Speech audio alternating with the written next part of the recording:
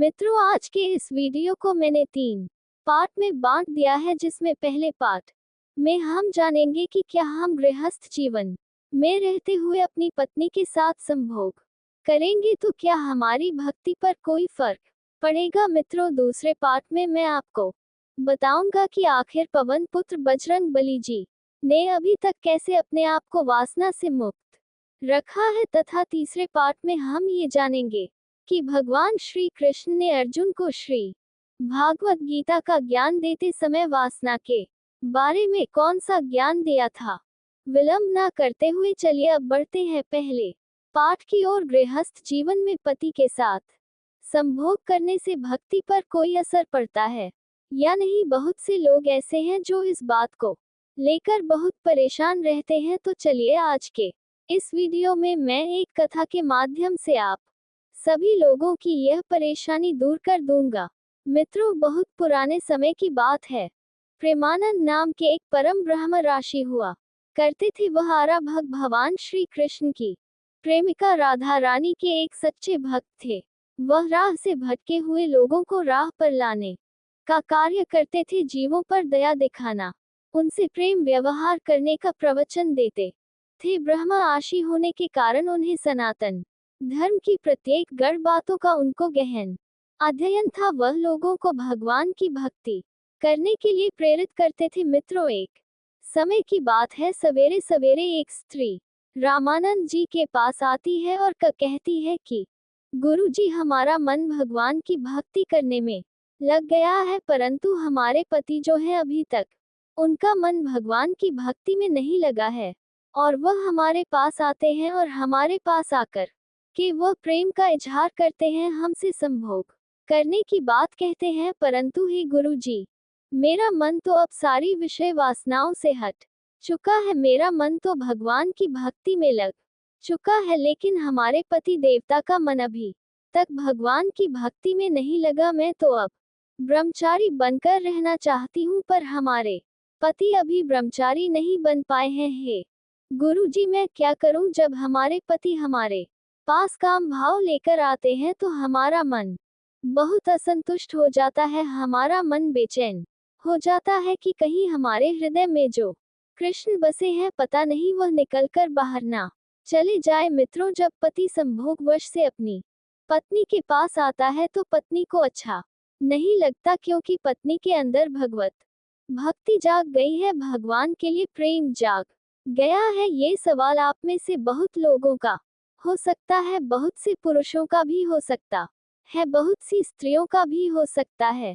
क्योंकि यह सवाल बड़ा अटपटा है तो लोगों को पूछने में भी संकोच होता है। मित्रों, जब प्रेमानंद जी ने उस स्त्री की बात सुनी तो हम मुस्कुराते हुए बोले, हे देवी, आप तो भगवान की भक्ति में रत हो गई हो। ये बहुत अच्छी बात है, आपके हृदय में श्री कृष्ण विराज गए हैं, स्वयं नारायण की भक्ति विराज गई है। इसका मतलब आपका दिन रात भगवत चिंतन में मन लग रहा रहता है। ये बहुत अच्छी बात है, लेकिन जो आपके पति हैं वह अभी भी काम विषयों में है, और यदि आपने उन्हें विषय भोग करने से भी इनकार कर दिया कि आप हमारे पास मत आओ, तो आपके पति फिर पराई स्त्री के गामी हो जाएंगे। वह दूसरी स्त्रियों के पास जाने लगेंगे, क्योंकि वासना से युक्त व्यक्ति में सूझबूझ की समझ नहीं होती है।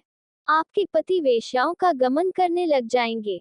प्रेमानंद जी महाराज आगे कहते हैं कि जो मनुष्य अपनी पत्नी से समागम नहीं करता है वह वैश्यागामी हो सकता है। तुम्हारे अंदर तो कोई वासना है नहीं, क्योंकि तुम्हारा मन अब भगवान की भक्ति में लग चुका है, लेकिन पति के अंदर अभी भी वासना है। तो एक पति अपनी पत्नी के पास ही तो जाएगा। यदि तुमने भी उसे हटा दिया अपने पास से तो तुम्हारा पति वैश्यकामी बन जाएगा। प्रेमानंद महाराज आगे कहते हैं, तुम्हारे पति का चरित्र बिगड़ जाएगा, इसलिए तुम्हारा धर्म ये है कि तुम अपने पति के मन में लगी हुई उनकी वासना को शांत करो। अगर तुम्हारा पति पराई स्त्री के चक्कर में पड़ गया तो तुम्हारा पूरा घर संसार नष्ट हो जाएगा। तुम चिंता मत करो, भगवान तुम्हारे इस आचरण की वजह से प्रभु तुम्हारे मन से कभी वंचित नहीं होंगे। प्रेमानंद महाराज आगे कहते हैं, हे देवी, मैं तुम्हें इस बात को समझाने के लिए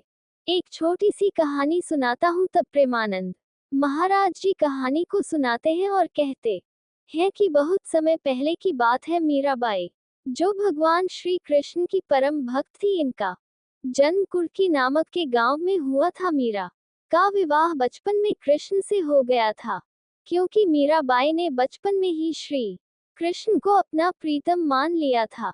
उन्होंने अपने माता पिता से कह दिया था कि मेरे पति गिरधर गोपाल है, लेकिन फिर भी उनके माँ बाप ने जबरदस्ती उनका विवाह भोजराज से कर दिया, जो राणा सांगा के बेटे थे। तो भोजराज राणा के साथ उनका विवाह हुआ। जब उनकी पहली रात आई मिलन की, तो मीराबाई को एक बिस्तर पर बिठाया गया। एक कमरे में सिर्फ दीपक का प्रकाश था। प्रेमानंद महाराज आगे कहते हैं कि जो कि रिवाज है, घूंघट डाल के मीराबाई को बिठाया गया। तभी पहली रात्रि पहला मिलन करने के लिए जब भोजराज आए, तो मीरा ने अपना दुपट्टा अपना मुंह खोलते हुए भोजराज से कहा कि ये दुनिया कहती है कि आप मेरे पति है, पर मेरी अंतरात्मा तो कहती है कि मेरे पति केवल कृष्ण है। मेरे मन पर, मेरे प्राणों पर तो कृष्ण का अधिकार है, लेकिन आप व्यवहार जगत में मेरे पति बने हैं। सारी दुनिया तो यही मानती है कि आप मेरे पति हैं, परंतु कृष्ण मेरे पति हैं, ये तो केवल मैं जानती हूँ। मेरे मन की बातें या मैं जानूं या वह जाने, आप तो नहीं जान पाओगे। मेरे मन पर, मेरे प्राणों पर तो मेरे कृष्ण का अधिकार है, लेकिन आप यदि मुझे अपनी पत्नी मानते हैं, तो आपके सामने मेरा शरीर है। यदि मेरे शरीर की भूख है आपको, तो आप मेरे शरीर के साथ आप अपनी भूख मिटा सकते हैं। मैं मना नहीं करूंगी, आप मेरे शरीर से अपनी भूख मिटा लीजिए, लेकिन मेरे मन पर, मेरे प्राणों पर तो मेरे गिरधर गोपाल का ही वास है। अब प्रेमानंद महाराज आगे कहते हैं, हे देवी, भोजराज फिर भी नहीं रुकते। वह मीराबाई के साथ संबंध बनाते हैं, लेकिन इससे किंचित मात्र भी श्री कृष्ण मीराबाई के हृदय से तनिक देर के लिए भी वंचित नहीं हुए। मित्रों, प्रेमानंद महाराज उस स्त्री को आगे कहते हैं कि हे देवी, तो इस बात से यह सिद्ध होता है कि यदि आपका पति कामुक है, तो फिर आपका धर्म है कि आप अपने पति को भी धीरे धीरे सत्संग से जोड़े, कथाओं से जोड़े, धीरे धीरे उसके मन को भी बदले और उसका साथ दे। आप यदि सोचेंगे कि मैं तो भक्ति में रमी हूँ, अब मेरे पति मेरे साथ रमन करेंगे, तो वह गलत है, वह गलत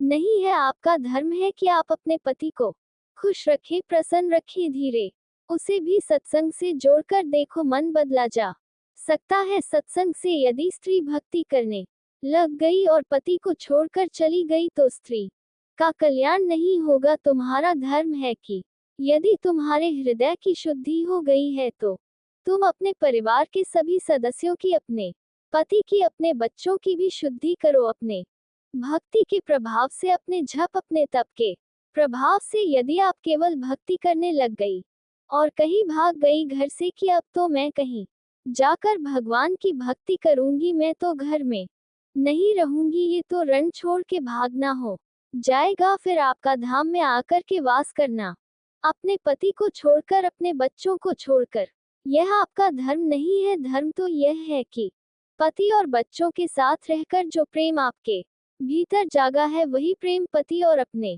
परिवार के सभी सदस्यों के भीतर जगाकर उनका भी कल्याण कीजिए। ये पति पत्नी का अधिकार होता है एक दूसरे के लिए। उस अधिकार से ना पत्नी वंचित करे पति को, ना पति वंचित करे पत्नी को। पति पत्नी दोनों आप खुश हैं, बहुत अच्छी बात है। ना तो पत्नी पर पुरुष गामी बने, ना तो पति पर स्त्री गामी बने। यदि कोई पुरुष पर स्त्री गामी है और कोई स्त्री पर पुरुष गामी है, तो इसके जिम्मेदार भी पति पत्नी ही है। इसलिए गृहस्थ जीवन में पत्नी को मोहिनी कहा जाता है। एक स्त्री का एक पुरुष को रिझाने का सबसे बड़ा यंत्र श्रृंगार होता है। स्त्रियों को श्रृंगार क्यों दिया गया? ताकि स्त्रियां उस श्रृंगार से सुंदर दिखे और उस सुंदरता से वह केवल अपने पति को रिझाए। स्त्रियां मोहिनी होती हैं, तो अपने पति को इतना मोहित करो कि आपका पति पर स्त्रीगामी ना बनने पावे। यदि तुम्हारा पति पर स्त्रीगामी बन गया, तो तुमने ठीक से श्रृंगार नहीं किया। प्रेमानंद महाराज आगे कहते हैं कि पत्नी से मोहित रहो, या पति से, या परमेश्वर से, तीसरा और कोई भी नहीं। परंतु पति पत्नी का भी एक निश्चित समय होता है। पति और पत्नी भी साथ में तब तक आप रमण करो जब तक कि आपके बच्चे अभी छोटे हैं। जब बाप का जूता बेटे के पाँव में फिट बैठने लग जाए और माँ की चप्पल बेटी के पाँव में फिट बैठने लग जाए, तब से पति पत्नी को भोगी बनकर नहीं योगी बनकर रहना चाहिए। अब आप दोनों भी कंट्रोल करो धीरे धीरे, क्योंकि हमारा उद्देश्य विषयों का भोग नहीं है। हमने विवाह भोगों के लिए किया ही नहीं था, भोगों पर कंट्रोल करने के लिए, भोगों पर विवाह लगाम लगाने के लिए किया गया था। लेकिन आज उल्टा होता है कि मन की चंचलता बढ़ती चली जाती है। इसको रोकने का एकमात्र उपकरण है सत्संग, जो एक स्त्री और पुरुष दोनों को सुनना चाहिए, क्योंकि एक साइकिल को चलाने के लिए दो पहियों की आवश्यकता होती है, तो एक परिवार को चलाने के लिए एक स्त्री के साथ एक पुरुष की आवश्यकता होती है। साथ ही पत्नी और पति दोनों को एक ही विचारधारा का होना चाहिए। दो विचार हो गए तो उन पति पत्नी में झगड़ा होना शुरू हो जाता है। पत्नी का विचार कुछ और पति का विचार कुछ और, तो विचार नहीं मिलने से पति पत्नी में तलाक हो जाता है, झगड़ा होता है। और विचार मिल गए तो फिर अर्धांगिनी होता है। हमारे यहाँ धर्म पत्नी ही हमारी अर्धांगिनी है और एक स्त्री के पति ही उसके पति परमेश्वर है। मित्रों, प्रेमानंद जी के द्वारा बताई गई बातें उस स्त्री को समझ में आ जाती हैं। अब हम बढ़ते हैं दूसरे पाठ की ओर। मित्रों, कुछ लोग ऐसे होते हैं जिनके मन में गंदे और वासना के विचार उठते रहते हैं। मित्रों, आज के इस वीडियो में हम आपको एक कथा के माध्यम से बताएंगे कि स्वयं बजरंग बली हनुमान जी ने गंदे विचारों को रोकने की वह कौन सी बातें बताई हैं। तो चलिए मैं आपको वह कथा सुनाता हूँ। एक बार देवर्षि नारद जी जब इंद्रलोक गए तो उन्होंने देखा कि इंद्र देव रंभा उर्वशी मेनका के साथ भोग विलास में मग्न थे। जब नारद जी इंद्रलोक पहुंचे तो रदेव उनसे मिलने भी नहीं आए, जिससे नारद जी को बहुत दुख हुआ। तब उनके मन में एक प्रश्न उठा कि लोग विषय भोग में इतना क्यों व्यथित है। तब उन्होंने सोचा, अगर कोई ऐसा हो जिसने अभी तक विषय भोग न किया हो, वही मुझे इस प्रश्न का उत्तर दे सकता है। तब उनको याद आती है महादेव के अवतार हनुमान जी की। देवर्षि नारद जी ने विलंब न करते हुए इंद्रलोक से प्रस्थान किया और जा पहुंचे हनुमान जी के पास। तब हनुमान जी तपस्या में लीन थे। जैसे ही नारद मुनि वहां पहुंचे तब हनुमान जी ने आंखें खोली और देवर्षि नारद जी से बोले, ही नारायण भक्त देवर्षि नारद जी, आप आज हमारे पास आए हैं। कोई अनहोनी हुई क्या मुझसे, या फिर किसी पर कोई संकट आया है क्या? तब देवर्षि नारद जी बोले, हे संकट मोचन हनुमान, ऐसी कोई बात नहीं है। मुझे बस आपसे एक प्रश्न का उत्तर जानना था। तब हनुमान जी ने कहा कि कहिए देवर्षि नारद जी, आपका वह प्रश्न कौन सा है?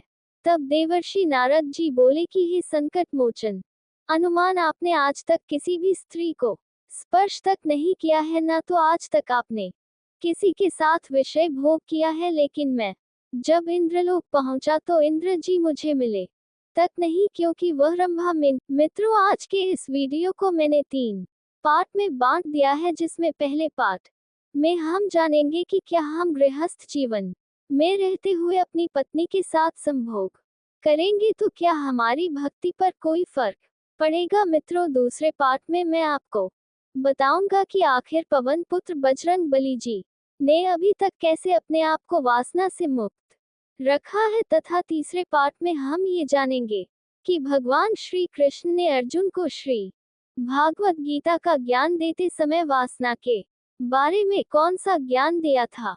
विलंब ना करते हुए चलिए अब बढ़ते हैं पहले पाठ की ओर। गृहस्थ जीवन में पति के साथ संभोग करने से भक्ति पर कोई असर पड़ता है या नहीं? बहुत से लोग ऐसे हैं जो इस बात को लेकर बहुत परेशान रहते हैं। तो चलिए आज के इस वीडियो में मैं एक कथा के माध्यम से आप सभी लोगों की यह परेशानी दूर कर दूंगा। मित्रों, बहुत पुराने समय की बात है।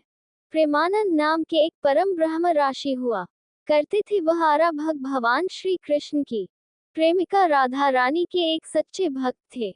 वह राह से भटके हुए लोगों को राह पर लाने का कार्य करते थे, जीवों पर दया दिखाना, उनसे प्रेम व्यवहार करने का प्रवचन देते थे। ब्रह्मा आशी होने के कारण उन्हें सनातन धर्म की प्रत्येक गढ़ बातों का उनको गहन अध्ययन था। वह लोगों को भगवान की भक्ति करने के लिए प्रेरित करते थे। मित्रों, एक समय की बात है, सवेरे सवेरे एक स्त्री रामानंद जी के पास आती है और कहती है कि गुरुजी, हमारा मन भगवान की भक्ति करने में लग गया है, परंतु हमारे पति जो है अभी तक उनका मन भगवान की भक्ति में नहीं लगा है, और वह हमारे पास आते हैं और हमारे पास आकर कि वह प्रेम का इजहार करते हैं, हमसे संभोग करने की बात कहते हैं, परंतु हे गुरुजी, मेरा मन तो अब सारी विषय वासनाओं से हट चुका है, मेरा मन तो भगवान की भक्ति में लग चुका है, लेकिन हमारे पति देवता का मन अभी तक भगवान की भक्ति में नहीं लगा। मैं तो अब ब्रह्मचारी बनकर रहना चाहती हूँ, पर हमारे पति अभी ब्रह्मचारी नहीं बन पाए हैं। हे गुरुजी, मैं क्या करूँ? जब हमारे पति हमारे पास काम भाव लेकर आते हैं तो हमारा मन बहुत असंतुष्ट हो जाता है, हमारा मन बेचैन हो जाता है कि कहीं हमारे हृदय में जो कृष्ण बसे हैं, पता नहीं वह निकलकर बाहर ना चले जाए। मित्रों, जब पति संभोग वश से अपनी पत्नी के पास आता है तो पत्नी को अच्छा नहीं लगता, क्योंकि पत्नी के अंदर भगवत भक्ति जाग गई है, भगवान के लिए प्रेम जाग गया है। ये सवाल आप में से बहुत लोगों का हो सकता है, बहुत से पुरुषों का भी हो सकता है, बहुत सी स्त्रियों का भी हो सकता है। क्योंकि यह सवाल बड़ा अटपटा है तो लोगों को पूछने में भी संकोच होता है। मित्रों, जब प्रेमानंद जी ने उस स्त्री की बात सुनी तो हम मुस्कुराते हुए बोले, हे देवी, आप तो भगवान की भक्ति में रत हो गई हो, ये बहुत अच्छी बात है। आपके हृदय में श्री कृष्ण विराज गए हैं, स्वयं नारायण की भक्ति विराज गई है, इसका मतलब आपका दिन रात भगवत चिंतन में मन लग रहा रहता है, ये बहुत अच्छी बात है। लेकिन जो आपके पति हैं वह अभी भी काम विषयों में है, और यदि आपने उन्हें विषय भोग करने से भी इनकार कर दिया कि आप हमारे पास मत आओ, तो आपके पति फिर पराई स्त्री के गामी हो जाएंगे, वह दूसरी स्त्रियों के पास जाने लगेंगे, क्योंकि वासना से युक्त व्यक्ति में सूझबूझ की समझ नहीं होती है। आपके पति वेश्याओं का गमन करने लग जाएंगे।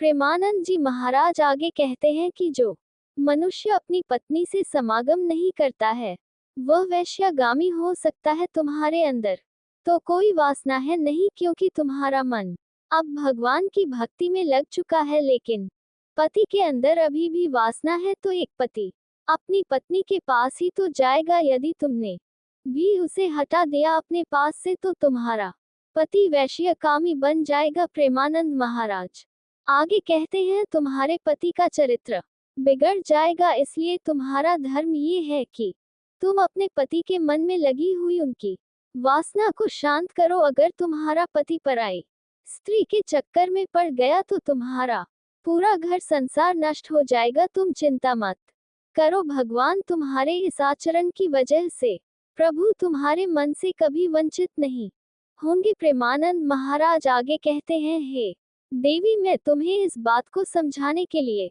एक छोटी सी कहानी सुनाता हूँ। तब प्रेमानंद महाराज जी कहानी को सुनाते हैं और कहते हैं कि बहुत समय पहले की बात है। मीराबाई जो भगवान श्री कृष्ण की परम भक्त थी, इनका जन्म कुर्की नामक के गांव में हुआ था। मीरा का विवाह बचपन में कृष्ण से हो गया था, क्योंकि मीराबाई ने बचपन में ही श्री कृष्ण को अपना प्रीतम मान लिया था। उन्होंने अपने माता पिता से कह दिया था कि मेरे पति गिरधर गोपाल है, लेकिन फिर भी उनके माँ बाप ने जबरदस्ती उनका विवाह भोजराज से कर दिया, जो राणा सांगा के बेटे थे। तो भोजराज राणा के साथ उनका विवाह हुआ।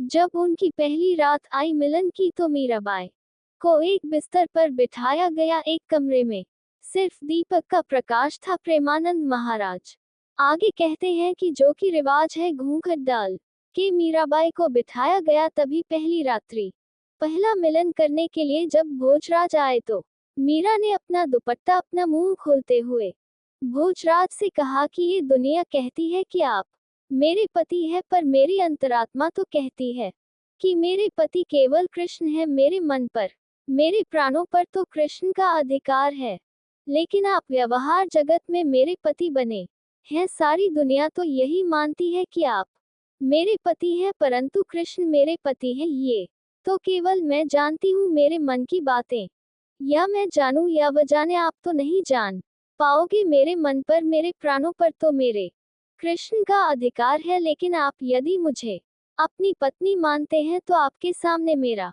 शरीर है। यदि मेरे शरीर की भूख है आपको, तो आप मेरे शरीर के साथ आप अपनी भूख मिटा सकते हैं। मैं मना नहीं करूंगी, आप मेरे शरीर से अपनी भूख मिटा लीजिए, लेकिन मेरे मन पर, मेरे प्राणों पर तो मेरे गिरधर गोपाल का ही वास है। अब प्रेमानंद महाराज आगे कहते हैं, हे देवी भोजराज फिर भी नहीं रुकते, वह मीराबाई के साथ संबंध बनाते हैं, लेकिन इससे किंचित मात्र भी श्री कृष्ण मीराबाई के हृदय से तनिक देर के लिए भी वंचित नहीं हुए। मित्रों, प्रेमानंद महाराज उस स्त्री को आगे कहते हैं कि हे देवी, तो इस बात से यह सिद्ध होता है कि यदि आपका पति कामुक है तो फिर आपका धर्म है कि आप अपने पति को भी धीरे धीरे सत्संग से जोड़े, कथाओं से जोड़े, धीरे धीरे उसके मन को भी बदले और उसका साथ दे। आप यदि सोचेंगे कि मैं तो भक्ति में रमी हूँ, अब मेरे पति मेरे साथ रमण करेंगे, तो वह गलत है, वह गलत नहीं है। आपका धर्म है कि आप अपने पति को खुश रखें, प्रसन्न रखिए, धीरे उसे भी सत्संग से जोड़कर देखो, मन बदला जा सकता है सत्संग से। यदि स्त्री भक्ति करने लग गई और पति को छोड़कर चली गई तो स्त्री का कल्याण नहीं होगा। तुम्हारा धर्म है कि यदि तुम्हारे हृदय की शुद्धि हो गई है तो तुम अपने परिवार के सभी सदस्यों की, अपने पति की, अपने बच्चों की भी शुद्धि करो। अपने भक्ति के प्रभाव से, अपने जप, अपने तप के प्रभाव से यदि आप केवल भक्ति करने लग गई और कहीं भाग गई घर से कि अब तो मैं कहीं जाकर भगवान की भक्ति करूंगी, मैं तो घर में नहीं रहूंगी, ये तो रण छोड़ के भागना हो जाएगा। फिर आपका धाम में आकर के वास करना, अपने पति को छोड़कर, अपने बच्चों को छोड़कर, यह आपका धर्म नहीं है। धर्म तो यह है कि पति और बच्चों के साथ रहकर जो प्रेम आपके भीतर जागा है, वही प्रेम पति और अपने परिवार के सभी सदस्यों के भीतर जगाकर उनका भी कल्याण कीजिए। ये पति पत्नी का अधिकार होता है एक दूसरे के लिए। उस अधिकार से ना पत्नी वंचित करे पति को, ना पति वंचित करे पत्नी को। पति पत्नी दोनों आप खुश हैं, बहुत अच्छी बात है। ना तो पत्नी पर पुरुष गामी बने, ना तो पति पर स्त्री गामी बने। यदि कोई पुरुष पर स्त्री गामी है और कोई स्त्री पर पुरुष गामी है, तो इसके जिम्मेदार भी पति पत्नी ही है। इसलिए गृहस्थ जीवन में पत्नी को मोहिनी कहा जाता है। एक स्त्री का एक पुरुष को रिझाने का सबसे बड़ा यंत्र श्रृंगार होता है। स्त्रियों को श्रृंगार क्यों दिया गया? ताकि स्त्रियां उस श्रृंगार से सुंदर दिखे और उस सुंदरता से वह केवल अपने पति को रिझाए। स्त्रियां मोहिनी होती हैं, तो अपने पति को इतना मोहित करो कि आपका पति पर स्त्रीगामी ना बनने पावे। यदि तुम्हारा पति पर स्त्रीगामी बन गया तो तुमने ठीक से श्रृंगार नहीं किया। प्रेमानंद महाराज आगे कहते हैं कि पत्नी से मोहित रहो या पति से या परमेश्वर से, तीसरा और कोई भी नहीं। परंतु पति पत्नी का भी एक निश्चित समय होता है। पति और पत्नी भी साथ में तब तक आप रमण करो जब तक कि आपके बच्चे अभी छोटे हैं। जब बाप का जूता बेटे के पाँव में फिट बैठने लग जाए और माँ की चप्पल बेटी के पाँव में फिट बैठने लग जाए, तब से पति पत्नी को भोगी बनकर नहीं, योगी बनकर रहना चाहिए। अब आप दोनों भी कंट्रोल करो धीरे धीरे, क्योंकि हमारा उद्देश्य विषयों का भोग नहीं है। हमने विवाह भोगों के लिए किया ही नहीं था, भोगों पर कंट्रोल करने के लिए, भोगों पर विवाह लगाम लगाने के लिए किया गया था। लेकिन आज उल्टा होता है कि मन की चंचलता बढ़ती चली जाती है। इसको रोकने का एकमात्र उपकरण है सत्संग, जो एक स्त्री और पुरुष दोनों को सुनना चाहिए। क्योंकि एक साइकिल को चलाने के लिए दो पहियों की आवश्यकता होती है, तो एक परिवार को चलाने के लिए एक स्त्री के साथ एक पुरुष की आवश्यकता होती है। साथ ही पत्नी और पति दोनों को एक ही विचारधारा का होना चाहिए। दो विचार हो गए तो उन पति पत्नी में झगड़ा होना शुरू हो जाता है। पत्नी का विचार कुछ और पति का विचार कुछ और। तो विचार नहीं मिलने से पति पत्नी में तलाक हो जाता है, झगड़ा होता है, और विचार मिल गए तो फिर अर्धांगिनी होता है। हमारे यहाँ धर्म पत्नी ही हमारी अर्धांगिनी है और एक स्त्री के पति ही उसके पति परमेश्वर है। मित्रों, प्रेमानंद जी के द्वारा बताई गई बातें उस स्त्री को समझ में आ जाती हैं। अब हम बढ़ते हैं दूसरे पाठ की ओर। मित्रों, कुछ लोग ऐसे होते हैं जिनके मन में गंदे और वासना के विचार उठते रहते हैं। मित्रों, आज के इस वीडियो में हम आपको एक कथा के माध्यम से बताएंगे कि स्वयं बजरंग बली हनुमान जी ने गंदे विचारों को रोकने की वह कौन सी बातें बताई हैं। तो चलिए मैं आपको वह कथा सुनाता हूँ। एक बार देवर्षि नारद जी जब इंद्रलोक गए तो उन्होंने देखा कि इंद्र देव रंभा उर्वशी मेनका के साथ भोग विलास में मग्न थे। जब नारद जी इंद्रलोक पहुंचे तो रदेव उनसे मिलने भी नहीं आए, जिससे नारद जी को बहुत दुख हुआ। तब उनके मन में एक प्रश्न उठा कि लोग विषय भोग में इतना क्यों व्यथित है। तब उन्होंने सोचा, अगर कोई ऐसा हो जिसने अभी तक विषय भोग न किया हो, वही मुझे इस प्रश्न का उत्तर दे सकता है। तब उनको याद आती है महादेव के अवतार हनुमान जी की। देवर्षि नारद जी ने विलंब न करते हुए इंद्रलोक से प्रस्थान किया और जा पहुंचे हनुमान जी के पास। तब हनुमान जी तपस्या में लीन थे। जैसे ही नारद मुनि वहां पहुंचे तब हनुमान जी ने आंखें खोली और देवर्षि नारद जी से बोले, ही नारायण भक्त देवर्षि नारद जी, आप आज हमारे पास आए हैं। कोई अनहोनी हुई क्या मुझसे, या फिर किसी पर कोई संकट आया है क्या? तब देवर्षि नारद जी बोले, हे संकट मोचन हनुमान, ऐसी कोई बात नहीं है, मुझे बस आपसे एक प्रश्न का उत्तर जानना था। तब हनुमान जी ने कहा कि कहिए देवर्षि नारद जी, आपका वह प्रश्न कौन सा है? तब देवर्षि नारद जी बोले कि हे संकट मोचन हनुमान, आपने आज तक किसी भी स्त्री को स्पर्श तक नहीं किया है, ना तो आज तक आपने किसी के साथ विषय भोग किया है। लेकिन मैं जब इंद्रलोक पहुंचा तो इंद्र जी मुझे मिले तक नहीं, क्योंकि वह रंभा मेनका उर्वशी के साथ वासना में व्याप्त थे। तब मेरे मन में ये प्रश्न उठा कि मनुष्य के मन में यह वासना का विचार क्यों उठता है और इसे कैसे रोक सकते हैं। तब महाबली हनुमान जी बोले, हे देवर्षि नारद जी, अगर आपका प्रश्न यही है तो मैं आपको इस प्रश्न का उत्तर बताता हूँ, लेकिन इसके लिए आपको एक कथा सुननी होगी। तब देवर्षि नारद जी बोले, ठीक है संकट मोचन हनुमान, मैं उस कथा को पूरे मन और लगन के साथ पूरा अंत तक सुनूंगा और संपूर्ण वैकुंठ लोक में इसका विश्लेषण भी करूंगा। तब हनुमान जी कथा को सुनाना प्रारंभ कहते हैं और कहते हैं कि एक बार एक युवक एक महर्षि के पास आया और महर्षि से बोला कि हे गुरुजी, मेरे मन में इतने गंदे विचार क्यों आते हैं? मैं नहीं चाहता कि मेरे मन में गंदे विचार आए, लेकिन फिर भी मेरे मन में हमेशा काम वासना के विचार उठते रहते हैं और मैं इनके बारे में सोच सोच कर बहुत परेशान हो जाता हूँ। मेरी ऊर्जा और समय ये सब सोचने में ही नष्ट हो जाती है और इन सबके विचारों की वजह से मैं कभी भी शांत नहीं रह पाता और मैं हमेशा ही स्त्रियों को देखकर मोहित हो जाता हूँ। गुरुजी, मैं अपने आप को रोक ही नहीं पाता। महाबली हनुमान जी ने आगे कहा कि हे देवर्षि नारद जी, वह महर्षि मुस्कुराए और उन्होंने उस युवक से पूछा, क्या तुम्हें पता है ये काम वासना होती क्या है? उस युवक ने उत्तर दिया कि मैं ये तो नहीं जानता कि काम वासना होती क्या है, पर हाँ गुरुजी, यह जो भी चीज है बहुत बुरी चीज है। फिर उस महर्षि ने उस युवक से कहा कि सबसे पहले तो तुम्हें ये समझना है कि प्राकृतिक रूप से जो भी चीज हमारे अंदर है वह बुरी नहीं है। हमारे जीवन में उसका कुछ ना कुछ महत्व है। वासना कोई बुरी बात नहीं है, ये तो हमारे मन की एक भावना है जो हमें किसी ना किसी चीज की कमी का एहसास करवाती है और फिर हम उस चीज को पाने के लिए उस चीज की तरफ आकर्षित हो जाते हैं। वह महर्षि आगे उस युवक को कहते हैं कि हे युवक, जैसे अगर तुम्हारे पास धन की कमी है तो तुम में धन पाने की वासना उत्पन्न हो जाएगी। तो वासना कुछ और नहीं, बस एक प्रकार की कमी है जो एक प्रकार की जरूरत का एहसास दिलाती है, और जब यह जरूरत शारीरिक हो तो हम इसे काम वासना का नाम देते हैं। युवक ने महर्षि को कहा कि गुरु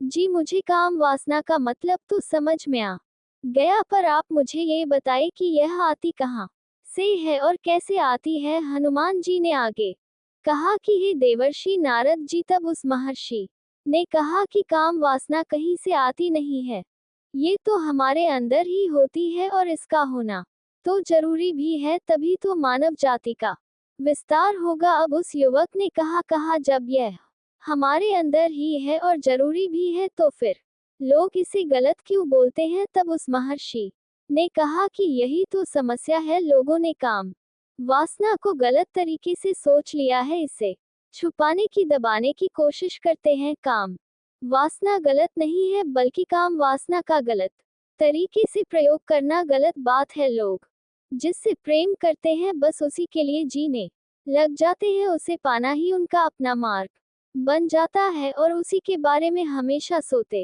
रहते हैं, पर यह सब गलत है। हनुमान जी ने आगे कहा कि हे देवर्षि नारद जी, महर्षि ने युवक से कहा क्या तुम्हें पता है जानवरों में भी काम वासना होती है। उस युवक ने उत्तर दिया, हाँ गुरुजी, जानवरों में भी काम वासना होती है, क्योंकि जानवर भी तो आखिर अपने वंश को आगे बढ़ाने के लिए मादा के साथ व्यभिचार करते हैं। उस महर्षि ने आगे कहा कि हम जानवरों की काम वासना को गलत क्यों नहीं कहते। युवक ने कहा जी, मुझे इस प्रश्न का उत्तर नहीं पता। युवक आगे कहता है कि हे महात्मा, आप ही मुझे बताए।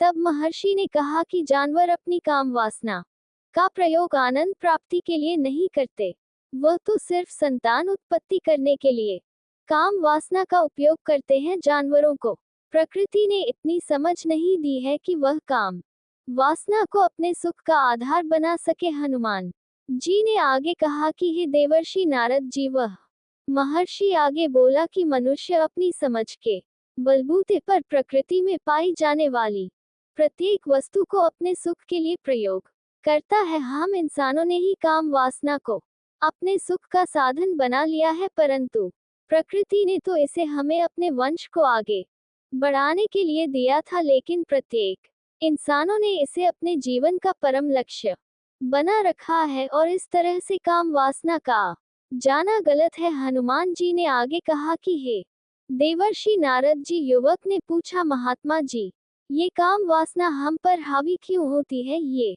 हमेशा ही क्यों आ जाती है। तब उस महात्मा ने कहा कि सुनो, अब मैं तुम्हें एक कहानी सुनाता हूँ, उसे तुम ध्यानपूर्वक सुनना, तुम्हें तुम्हारे सारे सवालों का जवाब तुमको मिल जाएगा, बस तुम्हें ध्यान से सुनकर समझना है। युवक ने कहा ठीक है गुरुजी। वह महर्षि आगे कहता है, एक बार की बात है, एक आश्रम में एक गुरु और उनके शिष्य रहा करते थे। सभी बच्चे रोजाना आश्रम के बाहर स्थित देवरिया नामक एक गांव में भिक्षा मांगने के लिए जाते थे। महाबली हनुमान आगे कहते हैं कि वह महर्षि उस युवक से आगे कहता है कि उसी आश्रम का एक शिष्य जिस गांव में भिक्षा लेने जाता था, उसी रास्ते में एक नदी मिलती थी। एक दिन उसने देखा कि एक युवक वृक्ष के पीछे छिपा है। वह उस युवक के पास गया और उससे जाकर बोला, भाई तुम इस वृक्ष के पीछे छिपकर क्या देख रहे हो। तब उस पेड़ के पास छुपे हुए युवक ने कहा, अरे तुझे नहीं दिख रहा क्या कि मैं क्या देख रहा हूँ। तब शिष्य नदी की ओर देखा तो वहां पर कुछ युवतियां पानी भर रही थी। तब उस शिष्य ने उस युवक से कहा, अरे भाई, वहां पर तो युवतियां पानी भर रही हैं, इसमें छिपकर देखने वाली क्या बात है। तब वह युवक शिष्य की तरफ देखकर कहने लगता है, अरे पागल, तुम्हें दिखाई नहीं दे रहा क्या कि कैसे ये औरतें नदी से पानी निकाल रही हैं। जरा उनकी अदाओं को तो देखो, उनके कोमल शरीर को देखो, उनकी पतली कमर मटके को उठाते समय बल खाती चाल को तो देखो, और उनके बाल उनकी कमर पर कैसे लहरा रहे हैं, मानो सुंदरता बिखरी हो। शिष्य ने फिर नदी की तरफ देखा और इस बार वह इसे देखता ही रहा, परंतु अभी तक उसे तो कुछ भी नजर नहीं आ रहा था और वह बिल्कुल निर्भय था। उसे किसी भी बात का कोई डर नहीं था, लेकिन अब वह छिप के उन युवतियों को देखने लगा और जब वह छिपकर उन युवतियों को देख रहा था, तभी वह अचानक अंदर से अपने ही आत्मन से कांप गया और उसने कहा, कि यह मैं क्या कर रहा हूँ, मैं जो कर रहा हूँ वह सही नहीं है, मुझे यहाँ से चले जाना चाहिए। और फिर वह जल्दी से वहां से चला गया। वह आश्रम पहुंच जाता है। महाबली बजरंग बली आगे कहते हैं, हे देवर्षि नारद जी, वह जाकर अपने कार्यों में लग गया, लेकिन जो वह आज देख कर आया था अभी वही उसकी आंखों के सामने बार बार आ रहा था। उसके मन में वही दृश्य चल रहा था। उसका मन वही सब कुछ देखने के लिए उतावला हो रहा था। उसका किसी भी काम में मन नहीं लग रहा था। सुबह होते ही वह जल्दी ही भिक्षा के लिए निकलता है और उस नदी के पास वाले वृक्ष के पास जाता जहां पर वह युवक पहले से मौजूद रहता था। वह शिष्य भी उसके साथ मिलकर युवतियों को छुप छुप कर देखने लगता है। महर्षि आगे कहते हैं कि अब वह रोज ऐसा करने लगा, लेकिन अब उस शिष्य का मन किसी भी काम में नहीं लगता था। वह हमेशा ही किसी न किसी प्रकार के विचारों में उलझा रहता था। वह आश्रम के कार्यों को भी ठीक तरीके से नहीं कर पा रहा था, ना वह ठीक से सो पा रहा था, ना वह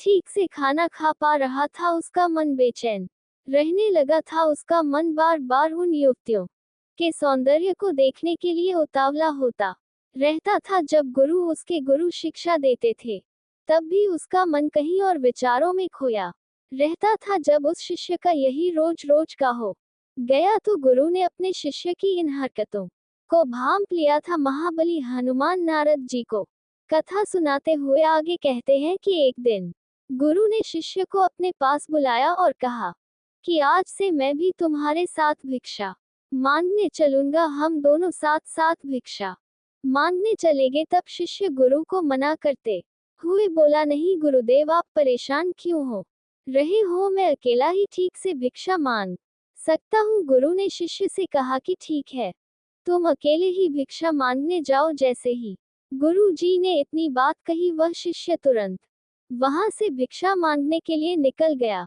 उसके जाने के बाद गुरु भी आश्रम से निकल गए और वह अपने शिष्य का पीछा करने लगे कि वह कहाँ जाता है, किससे मिलता है। ये सब देखने के लिए उसके पीछे पीछे चलने लगे। कुछ आगे जाने के बाद गुरु ने देखा कि उनका शिष्य एक युवक के साथ एक वृक्ष के पीछे किसी अपराधी की तरह छिपा हुआ है और छिपकर कुछ देख रहा था। गुरु भी अपने शिष्य के पीछे गए। उन्होंने सोचा कि आखिर उनका शिष्य क्या देख रहा है जिसे देखने के लिए वह वृक्ष के पीछे अपराधियों की तरह छिपा हुआ है। तब गुरु ने देखा कि उनका शिष्य के पीछे छुपकर युवतियों को देख रहा है जो कि नदी से पानी भर रही थी। तभी गुरु बोल पड़े कि शिष्य, तुम ये क्या देख रहे हो। अपने गुरु की आवाज सुनकर वह शिष्य घबराकर विचलित हो गया और उसके पसीने छूटने लगे। वह धीर वीर पुरुष थर थर कांपने लगा, जैसे किसी चोर को चोरी करते समय रंगे हाथों पकड़ लिया गया हो। उसकी हालत खराब हो गई। वह कुछ भी नहीं बोल पा रहा था। वह अपने गुरु से नजर भी नहीं मिला पा रहा था। गुरु ने शिष्य की तरफ देखा और कहा कि हमारा शिष्य तो निर्भय था, उसे तो किसी भी चीज का डर नहीं लगता था, लेकिन ये क्या, तुम तो डर के मारे कांप रहे हो। शिष्य ने गुरु से कहा कि मुझे माफ कर दो गुरु जी, मेरा इसमें कोई दोष नहीं है। मेरे साथ यह जो युवक है इसने ही मुझे बहका दिया है, लेकिन मैं आपसे प्रण करता हूँ कि आज के बाद मैं ऐसा दोबारा नहीं करूंगा। दो गुरु ने शिष्य से कहा कि कोई बात नहीं, पर इस बात का तुम ध्यान रखना कि हम जैसी संगति करते हैं वैसा ही फल हमें प्राप्त होता है। वह महर्षि आगे कहता है कि प्रत्येक साथ रहने वाले मनुष्य विचार हमारे अंदर प्रवेश करते हैं, इसीलिए अच्छी संगति करो जिससे तुम्हारे अंदर अच्छे विचारों का प्रवेश हो। फिर गुरु और शिष्य आश्रम लौट आए और फिर से आश्रम के कार्यों पर ध्यान देने लगे। वह जिस रास्ते से पहले जाता था उसने उस रास्ते को त्याग दिया और दूसरे रास्ते से जाने लगा। वह अपने काम को ध्यान से करता, लेकिन धीरे धीरे उसके अंदर क्रोध उत्पन्न हो गया और फिर वह दूसरों पर क्रोध करने लगा और बेचैन रहने लग गया। अब वह सही समय पर भोजन भी नहीं करता था, वह भोजन भी बहुत कम खाता था। एक रात गुरु उस शिष्य के पास आए और उससे बोले कि अब तक तुम कितनी बार अपने वादे से मुकर चुके हो। ये सुनकर शिष्य अपने गुरु के चरणों में गिर गया और रोने लगा। रोते रोते ही उसने गुरु से कहा कि गुरुदेव, मैं कई बार अपना वादा भूला हूँ, फिर वादा कर लेता हूँ, लेकिन हर बार मैं वादा भुला देता हूँ। मेरा मन मेरे नियंत्रण में है ही नहीं। मैं बहुत कोशिश करता हूँ कि मैं अपने मन से सारे बुरे विचारों को निकाल दूं, लेकिन मैं चाहकर भी ऐसा नहीं कर पा रहा हूँ। फिर गुरु ने शिष्य को कहा कि ठीक है, चलो मेरे साथ। गुरु शिष्य को आश्रम के बगीचे में लेकर गए और शिष्य से कहा कि देखो, यहाँ पर कुछ नाली बनी हुई है जिससे नदी का पानी इन पौधों तक आ रहा है और यह पानी एक निरंतर बहाव से बह रहा है। क्या तुम इस पानी के बहाव को रोक सकते हो? अब शिष्य ने उत्तर दिया कि हाँ गुरुजी, मैं इस बहाव को रोक सकता हूँ। फिर शिष्य ने मिट्टी उठाकर उस नाली में डाल दी। वह पानी कुछ देर के लिए रुक गया और फिर कुछ समय बाद मिट्टी के ऊपर से पानी बहने लगा। गुरु ने शिष्य से कहा, अरे ये क्या, ये तो पानी रुका ही नहीं। फिर शिष्य ने कुछ मिट्टी और पत्थर उठाकर उस नाली में डाल दिए, जिससे कुछ समय के लिए पानी रुक गया, लेकिन फिर उस पत्थर के ऊपर से फिर पानी बहने लगा। उसके बाद गुरुजी ने कहा कि अरे ये क्या हुआ, पानी तो फिर से बह गया। तुम तो बोल रहे थे कि तुम इसे रोक दोगे, क्या तुम इसे रोक नहीं सकते? तब शिष्य ने कहा, कोई बात नहीं गुरुदेव, मैं अभी इस पानी को आपको रोक के दिखाता हूँ। वह फिर से एक भारी सा पत्थर लेकर आया और उसे नाली पर डाल दिया और पानी का बहाव रुक गया। वह शिष्य ने गुरुजी से कहा कि देखा गुरुदेव, मैंने कहा था ना कि मैं पानी को रोक दूंगा, मैंने पानी को रोक दिखाया, आपकी बात मैंने पूरी कर दी।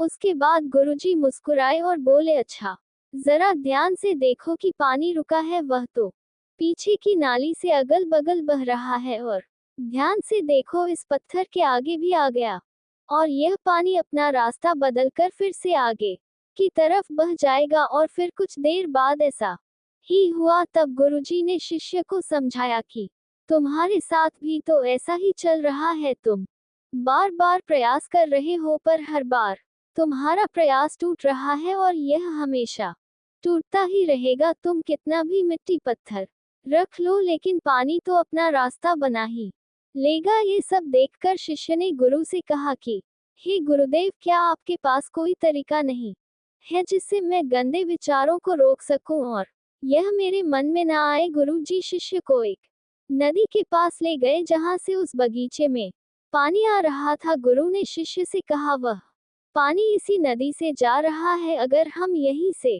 उस रास्ते को बंद कर दें जहां से पानी बगीचे में जा रहा है। तब शिष्य बोला, मैं इस पानी को यहीं से बंद कर देता हूँ, तब आगे की नाली में पानी जाएगा ही नहीं। फिर शिष्य ने नदी से जाने वाले रास्ते में बहुत मेहनत करके पत्थर और मिट्टी डाल डाल के बंद कर दिया और गुरु जी से बोला कि गुरुदेव, मैंने पानी को बंद कर दिया है, अब यह पानी बगीचे में जाएगा ही नहीं। तब गुरु ने कहा कि अगर पानी बगीचे में नहीं जाएगा तो पौधों को पानी कहाँ से मिलेगा? उन पौधों को तो पानी की आवश्यकता है, और उन पौधों में कुछ पौधे तो ऐसे हैं जिनको रोज पानी की आवश्यकता है, वह तो मुरझा कर मर ही जाएंगे। उनका क्या होगा? पानी तो हमें खोलना ही होगा। शिष्य ने गुरु की बात सुनकर वापस नदी से जाने वाले पानी का रास्ता खोल दिया। तब गुरु ने शिष्य से पूछा कि अगर हम इस नदी के पूरे पानी को बगीचे की तरफ कर दे तो क्या होगा? तब शिष्य ने जवाब दिया कि गुरुदेव, वहां पर जितने भी पौधे हैं वह नष्ट हो जाएंगे, वहां पर कुछ नहीं बचेगा। फिर गुरु मुस्कुराए और बोले, मैंने तुमसे ये सब जो करवाया तुमको समझ में आया कुछ? क्या तुम इस बात को समझ पाए हो कि हमें किसी भी चीज को रोकना नहीं है, बस हमें हमेशा संतुलन बनाए रखना है। कम पानी से भी पौधे नष्ट होते हैं और ज्यादा पानी से भी पौधे नष्ट होते हैं। हमारा जीवन संतुलन से ही चलता है। गुरुजी ने शिष्य से कहा कि अगर मैं तुम्हें कहूँ कि तुम आम के बारे में मत सोचो तो तुम्हारे मन में सबसे पहले किसका चित्र आएगा? शिष्य ने कहा कि गुरुजी, मेरे मन में तो पहला चित्र आम का ही आएगा। गुरु ने कहा कि जब हम गंदे विचारों को जबरदस्ती रोकने का प्रयास करते हैं तो वह और मजबूती के साथ हमारे अंदर प्रवेश करते हैं, इसलिए हमें उन्हें कभी भी दबाने की कोशिश नहीं करनी चाहिए। फिर गुरु ने शिष्य को समझाते हुए कहा कि हमारे गंदे विचार बुरे लोगों की संगति करने की वजह से भी आते हैं। कई बार ऐसा होता है कि काम भाव हमारे अंदर होता ही नहीं है, लेकिन कुछ अश्लील लोगों के साथ रहने की वजह से यह हमारे अंदर हावी हो जाता है। फिर शिष्य ने कहा कि गुरुदेव, आप सत्य कह रहे हैं, मैं अपने मार्ग से भटक गया था। महर्षि उस युवक से आगे कहते हैं कि वह शिष्य उस रात बहुत ही चैन की नींद सोया। सुबह अपने कार्यों को पूरे मन से किया और फिर सुबह वह भिक्षा लेने के लिए उसी रास्ते से गया जहां वह युवक आज भी वृक्ष के पीछे छुपकर उन युवतियों को देख रहा था। वह शिष्य नदी पर गया जहां वह युवतियां पानी भर रही थी। उसने उनसे पानी मांगा, उनमें से एक ने उसे पानी पिलाया और उस शिष्य ने उनके चरण छुए। शिष्य को उन्होंने आशीर्वाद दिया कि तुम्हारा कल्याण हो। उसका मन सकारात्मक ऊर्जा से भर गया, उसके चेहरे पर मुस्कान आ गई थी, जैसे उस शिष्य को कुछ खोया हुआ वापस मिल गया हो। वह वापस अपने रास्ते से जाने लगा, तभी पीछे से वह युवक आ गया जो वृक्ष के पीछे छुपा हुआ था। वह शिष्य के पास आया और बोला कि अरे भाई, क्या बात है, आज तो तुमने नजदीक से दर्शन कर लिए, तुम तो मुझसे भी आगे निकल गए।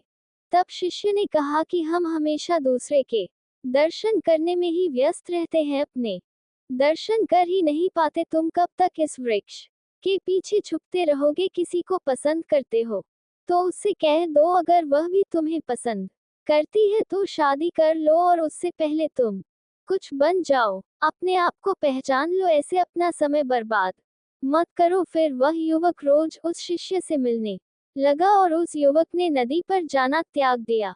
और फिर वह युवक अपने जीवन में कुछ बनने के लिए संघर्ष करने लगा। अब महात्मा महर्षि ने एक युवक का मार्गदर्शन किया और गुरु की वजह से एक शिष्य और एक और युवक के मन की वासना समाप्त हो गई। अब महाबली बजरंगबली ने कहा कि हे नारद जी, अब तो आपको सब कुछ समझ में आ ही गया होगा कि एक मनुष्य को संभोग और गंदे विचारों से बचने के लिए क्या करना चाहिए। तब देवर्षि नारद जी बोले कि हाँ पवन पुत्र बजरंगबली हनुमान, मैं अब आपकी बात समझ चुका हूँ। मित्रों, संगति बदलो, आपके विचार अपने आप ही बदल जाएंगे। जब तुम्हारे मन में गंदे विचार आए तब आप अपने आप को दोषी मत मानो, केवल उन विचारों में संतुलन बनाने का प्रयास करो और अपने आप को पहचानो। मित्रों, अब हम बढ़ते हैं तीसरे पाठ की ओर। मित्रों, कलयुग की प्रत्येक युवा पीढ़ी एक ही चीज को लेकर परेशान है, वह है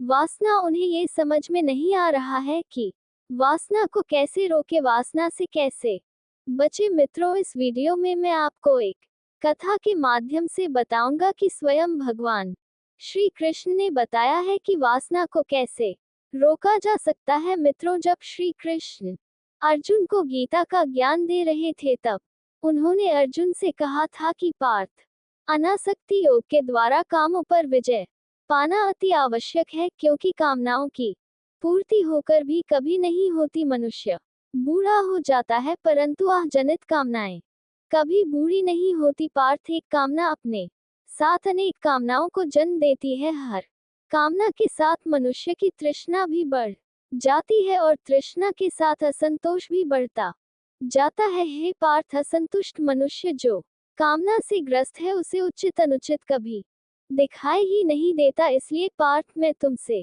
कहता हूँ कि तुम अपनी कामनाओं का त्याग करके तुम स्थित प्रज बनो। जो कर्म योग की चरमावस्था है उसे पूरा करो। अर्जुन बोले, हे प्रभु, वाह क्या सुंदर बात कही आपने, लेकिन हे मधुसूदन, तुम तो कहते हो कामनाओं का त्याग करके स्थित प्रज्ञ बन जाओ, परंतु स्थित प्रज्ञ बनने के लिए सबसे आवश्यक क्या है? तब श्री कृष्ण बोले कि हे पार्थ, स्थिर बुद्धि ही एक ऐसा विकल्प है। अर्जुन बोले, हे मधुसूदन, मनुष्य अपनी बुद्धि को स्थिर कैसे रख सकता है? श्री कृष्ण कहते हैं कि पार्थ, आशा और निराशा दोनों से मुक्त होकर ही बुद्धि को स्थिर किया जा सकता है। अगर बुद्धि स्थिर होगी तो इंद्रियों के विषयों का बल टूट जाएगा। यदि कोई किसी इंद्री के एक पैर को ही काट कर फेंक देता है तो इंद्री का विषय नष्ट हो जाता है। हे अर्जुन, यदि किसी दुर्घटनावश किसी की आंखें अंधी हो जाएं, तो यह आवश्यक नहीं कि उसकी आंखों की वजह से वह रूप की कल्पना करना ही छोड़ दे। उसका मन ऐसे दृश्यों की कल्पना कर सकता है जो उसे विषयों के मोह में फंसाए चले जाएं। पार्थ एक अंधा मनुष्य भगवान के स्वरूप की भी कल्पना कर सकता है और एक नारी के शरीर की भी कल्पना कर सकता है। सो किसी इंद्री के होने ना होने से मन की वासना और आसक्ति में फर्क नहीं पड़ता है। अर्जुन, तुम यूं समझो कि जैसे कोई मनुष्य आंखें बंद करके ये प्रदर्शन कर रहा है कि वह भगवान का ध्यान लगाए बैठा है, परंतु वास्तव में उसके मन की आंखों में भगवान की मूरत नहीं, अपनी प्रेमिका का शरीर घूम रहा है। इसका अर्थ है कि उसकी आंखें तो बंद है, परंतु उसकी आंखों के विषय उसे फिर भी भ्रमित कर रहे हैं। हे अर्जुन, कई लोग अपनी इंद्रियों पर बड़ी कठोरता से निर्णय करने के लिए बड़े कठिन व्रत और उपवास सकते हैं और भी कई दिनों तक खाना पना छोड़ देते हैं। फिर भी यदि उनका मन भांति भांति की स्वादिष्ट सब्जियों की वासना में ही अटका रहे तो हठ के द्वारा किए हुए इस व्रत उपवास का क्या लाभ है। ऐसे लोग हठ के द्वारा अपनी इंद्रियों को सुखाकर निर्गुण तो कर देते हैं, परंतु इससे विषयों की आसक्ति का त्याग नहीं हो सकता। याद रखो, विषयों से अधिक खतरनाक विषयों की आसक्ति है और विषयों की आसक्ति का त्याग केवल इंद्रियों के निग्रह से नहीं हो सकता। आसक्ति का त्याग केवल मन के निग्रह से होता है। जो मन विरासत हो जाए तो इंद्रियां अपने अपने विषयों को भोग हुई भी इन विषयों से निरासक्त रहती है कि जैसे कमल का फूल पानी के अंदर रहते हुए भी सूखा ही रहता है, उसके पत्ते पर जल की एक बूंद भी नहीं ठहर सकती। इसलिए मैंने कहा है कि पहले ज्ञान के द्वारा बुद्धि को स्थिर करो, बुद्धि ही मन को स्थिरता देगी, फिर मन इंद्रियों को इस प्रकार विषयों से खींच लेगा जिस प्रकार एक कछुआ जरा सी आहट पाते ही अपने अंडे को अपने भीतर समेट लेता है। अब श्री कृष्ण आगे कहते हैं कि हे अर्जुन, चलो मैं तुम्हें वासना पर निहित एक कथा सुनाता हूँ। आनंद नाम का एक लड़का अपने गांव में बड़े प्रेम के साथ रहता था, परंतु उसके अंदर एक बुरी आदत थी। वह जैसे जैसे जवान हो रहा था, वासना उस पर हावी होती जा रही थी। एक बार एक बौद्ध उसके गांव में आए तो वह सभी को अच्छे अच्छे उपदेश देने लगे। आनंद को उन बौद्ध की बातें मन को भा गई। जब वह बौद्ध वहां से जाने को तैयार हो रहे थे, तब आनंद उनके पास जा पहुंचा और बौद्ध जी से बोला कि हे भगवान, मैं हृदय की वेदना व्यक्त करना चाहता हूँ, जो कि मैंने आज तक किसी से व्यक्त नहीं की। मेरे मन की हालत खंड खंड हो गई है। एक तरफ सत्संग का प्रेम और परमात्मा से मिलन की चाहत, और दूसरी तरफ भौतिक काम वासना की तरफ हर पल का झुकाव। आज प्रौढ़ावस्था तक उससे छुटकारा नहीं पा सका हूँ। मुझे समझ आती है तो अधूरी रहती है, और स्त्री शरीर के अनेक अनुभवों के बावजूद भी और ज्यादा वृत्ति तंग करती है। सब अच्छी कही हुई बातें और सिखावन बाहर ही रह जाती है। मैं वही का वही सब भूल कर लोलुप हो जाता हूँ। वासना मन को घेरे रहती है, स्वप्न में भी वही चलता है। मैं इस क्रिया से छुटकारा पाना चाहता हूँ। हे भगवान, मुझे वह रास्ता दिखाए, कृपा करे। तब उस महात्मा ने कहा कि क्यों छुटकारा चाहते हो? किसने तुमसे कहा कि छुटकारा चाहो? छुटकारा चाहने की चेष्टा में ही उपद्रव हो रहा है। वासना को अंगीकार करो, ये हमें प्रकृति से मिली है, तुमने कुछ बनाई नहीं। अगर कोई कसूरवार होगा तो परमात्मा कसूरवार होगा, तुम कसूरवार नहीं। इतना मैं तुम्हें आश्वासन देता हूँ कि परमात्मा तुमसे यह नहीं पूछेगा कि तुम काम वासना में क्यों जिए, और पूछे तो कहना कि वासना बनाए ही क्यों थी। आपने इसमें मेरा क्या कसूर था? ना बनाते। वह महात्मा आगे बोले, परमात्मा ने कभी किसी से पूछा नहीं। कैसे पूछेगा? तुम अपनी तस्वीर में लाल रंग भरो और फिर तस्वीर पर नाराज हो जाओ कि इसमें लाल रंग क्यों है, तो लोग तुम्हें पागल कहेंगे, तुम्ही ने लाल रंग भरा। अगर ऐसी तरह कोई कसूरवार है तो परमात्मा कसूरवार होगा, तुम तो कसूरवार नहीं हो। मैं तुम्हें मुक्त करता हूँ तुम्हारे कसूर से। तुम ये पाप का भाव छोड़ो और विरोधाभास भी। अगर पाप का तुम भाव छोड़ दो तो वासना के प्रति तो तुम कभी के मुक्त हो गए होते। प्रौढ़ावस्था तक रुकना ना पड़ता। भगवान श्री कृष्ण कहते हैं, हे अर्जुन, आनंद ने फिर कहा कि हे महात्मा, ये वासना जन्म के बाद कब प्रबल होने लगती है? महात्मा बोले 14 वर्ष की उम्र में काम वासना शुरू होती है और 42 वर्ष की उम्र में अपने आप समाप्त हो जाती है। अगर व्यक्ति स्वीकार करके शांति से आनंद पूर्वक जिए तो यह अपने आप समाप्त हो जाए।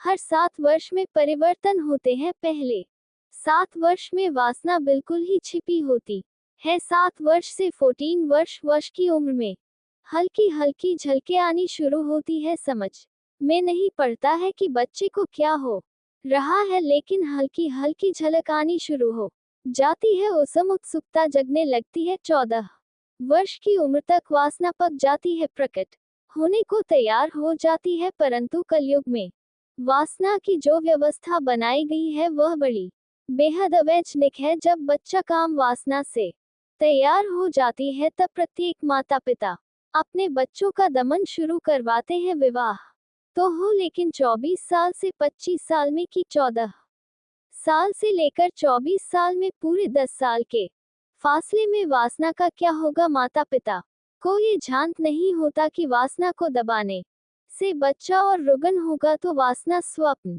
में प्रविष्ट हो जाएगी या कोई विकृत प्रक्रिया पकड़ लेगी। श्री कृष्ण कहते हैं कि हे अर्जुन, अब आनंद ने पूछा कि हे महात्मा, वासना कब अपने चरम रूप में आती है? तब महात्मा बोले कि 18 की उम्र में वासना सबसे प्रबल वेग लेती है। 175 वर्ष की उम्र में ठीक रहती है, क्योंकि 14 वर्ष से 21 वर्ष के ठीक मध्य में वासना सर्वाधिक प्रबल होती है। उतनी प्रबल फिर वह कभी नहीं होगी। और उसी वक्त हम दमन करवा रहे हैं, उसी वक्त हम कह रहे हैं कि अभी पढ़ाई में मन लगाओ, उसी वक्त हम कह रहे हैं कि अभी तो राम भजन करो, उसी वक्त हम दबाने का सारा उपाय कर रहे हैं। फिर बच्चे विकृत हो जाते हैं। महात्मा आगे कहते हैं कि अगर एक दफा विकृति पकड़ ले तो आसानी से नहीं छूटती नहीं है। श्री कृष्ण आगे कहते हैं, हे पाठ, ध्यान रखना, जो प्राकृतिक है आसानी से उसके पार जाया जा सकता है, जो अप्राकृतिक है उसके पार जाना कठिन हो जाता है। अप्राकृतिक जटिल हो जाता है और अप्राकृतिक पैदा हो जानी स्वाभाविक है। 1000 तरह की विकृतियां संभव है। अब श्री कृष्ण कहते हैं, हे अर्जुन, वह महात्मा आगे आनंद को समझाते हुए कहते हैं कि सारी मनुष्य जाति विकृति से भर गई। 24 या 25 साल या 26 साल या जैसे जैसे सभ्यता आगे जा रही, विवाह करने की उम्र बढ़ती जा रही है, क्योंकि आजकल माता पिता का यही है कि इतनी शिक्षा पूरी होगी तब विवाह। 25 साल और 30 साल के बीच में कभी विवाह होगा, लेकिन तब तक प्रत्येक नवजवान की वासना उतार पर हो गई। परंतु विवाह तब हुआ होता जब वासना अपने मनोवेग में थी, तब विवाह ना हुआ। अब वासना का वेग क्षीण होने लगा। सारे